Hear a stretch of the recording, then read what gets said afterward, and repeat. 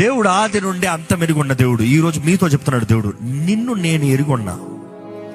ఈరోజు నువ్వు అనుకోవచ్చు, నేను అనాథని, నాకు ఎవరు లేరు, నాకు ఇది లేదు, నాకు అది లేదు, I don't have this, I don't have that.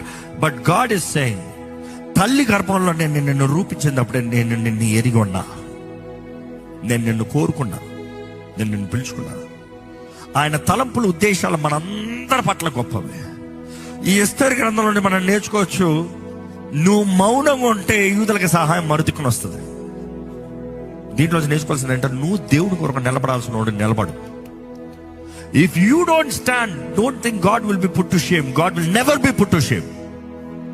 ఆయన నామానికి ఎట్లా మహిమను తెస్తాడు. కానీ నువ్వు నిలబడ్డావా, నువ్వు రక్షించబడతావు. నువ్వు నిలబడ్డావా, నీవు దీవించబడతావు. నువ్వు నిలబడ్డావా, నీ జీవితంలో దేవుడి కార్యం జరుగుతుంది. నువ్వు నిలబడాల్సినప్పుడు నువ్వు నిలబడు, ఎవరో అనొద్దు.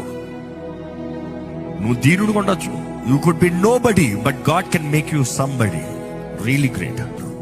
God will do. తగ్గించుకుంటావు నీ పాత్ర, హెచ్చించేది దేవుడి కార్యం, దేవుడు చేస్తాడు.